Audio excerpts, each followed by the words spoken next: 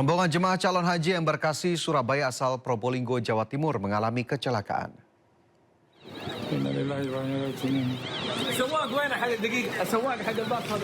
Kecelakaan terjadi di kawasan Jabal Magnet, Madinah. 5 jemaah terluka, sementara sopir bus luka berat. PLH Kepala Kementerian Haji dan Umroh Kabupaten Probolinggo, Ervin Syarif Arifin membenarkan kejadian ini. Menurutnya kecelakaan terjadi saat rombongan ziarah. Jumlah penumpang bus sekitar 45 orang.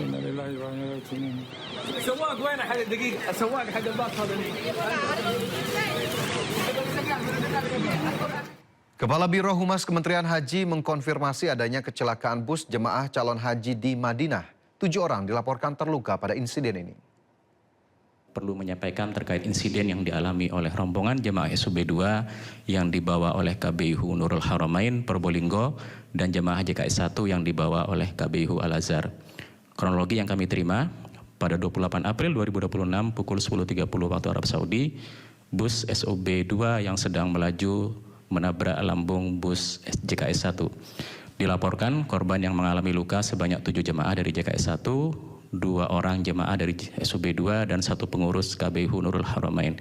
Hingga saat ini masih ada 1 jemaah yang dirawat di Rumah Sakit Al-Hayat Madinah atas nama Sri Sugi Hartini, 60 tahun, asal Kloter SUB 2. Pemirsa, kisah inspiratif datang dari seorang pedagang sate di Denpasar, Bali. Dengan usahanya sejak bujangan, dirinya akhirnya dapat menginjakan kaki di Tanah Suci bersama istrinya.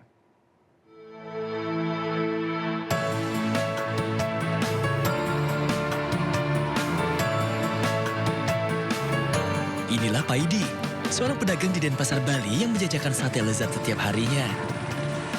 Namun siapa sangka, sate-sate dijualnya dapat membawanya berhaji bersama istrinya Hamidah. Impian Paidi untuk menyempurnakan ibadahnya ini telah muncul sejak dirinya bujangan. Ia rutin mengumpulkan hasilnya berjualan mendorong gerobak sejak pukul 4 sore hingga 10 malam.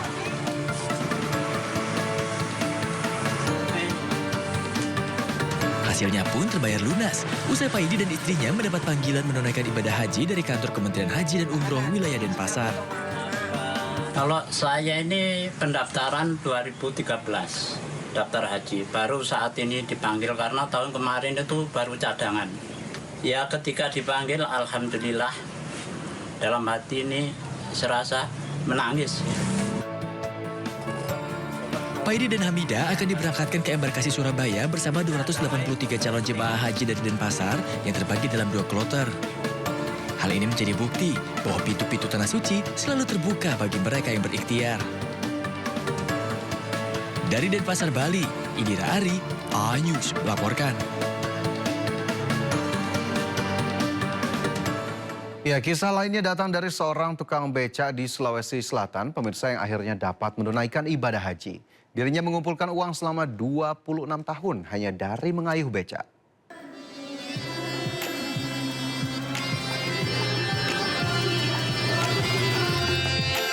Tiada hasil yang mengkhianati usaha.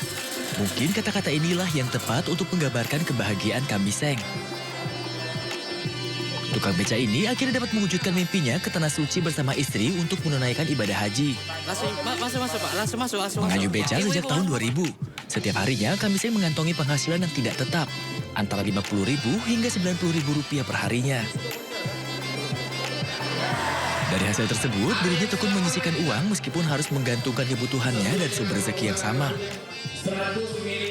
Hingga 2013, ia dan istrinya memberanikan diri untuk mendaftarkan haji. 26 tahun berlalu, perjuangan Kamiseng terbayar lunas untuk melengkapi rukun Islamnya. Gimana ceritanya, Pak? Beca saja gue bawa. Terus?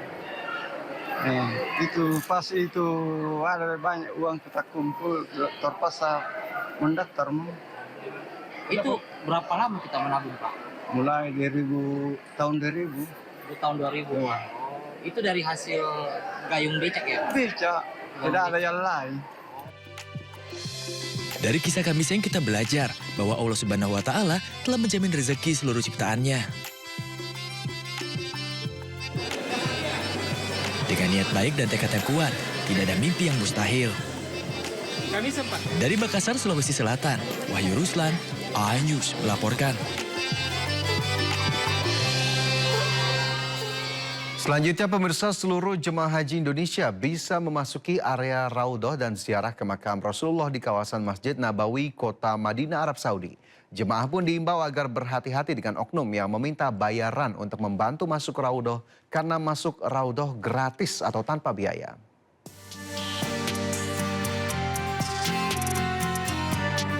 Ada dua cara bagi jemaah calon haji untuk bisa masuk Raudhah. Pertama, melalui tasreh atau izin resmi dari otoritas Arab Saudi, dan yang kedua yaitu melalui aplikasi nusuk. Jalur tasreh bisa didapat jemaah secara massal melalui ketua rombongan yang dijadwalkan petugas haji sektor khusus Nabawi. Sementara aplikasi nusuk diperuntukkan bagi perorangan melalui gawai masing-masing jemaah. Kedua akses masuk Raudhah tersebut bisa didapat secara gratis atau tanpa dipungut biaya. Dan kami tegaskan bahwa masuk Raudhah itu gratis. Ya, kami ulangi, masuk Raudhah itu gratis, tidak dipungut biaya. Kalau ada jamaah dipungut biaya, itu adalah oknum-oknum yang tidak bertanggung jawab, dan kami mohon untuk segera melaporkan kepada petugas kami. Jika jemaah haji menemukan masalah untuk bisa masuk Raudhah, jemaah bisa bertanya ke petugas haji yang disiagakan di Masjid Nabawi.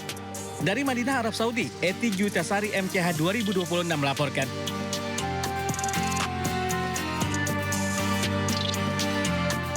Memastikan kenyamanan ibadah kelompok rentan, tahun ini Panitia Haji menyiagakan 52 armada bus berteknologi hidrolik di Kota Mekah. Dengan inovasi bodi kendaraan yang bisa merendah, jemaah pengguna kursi roda bisa masuk ke kabin dengan mudah tanpa perlu diangkat.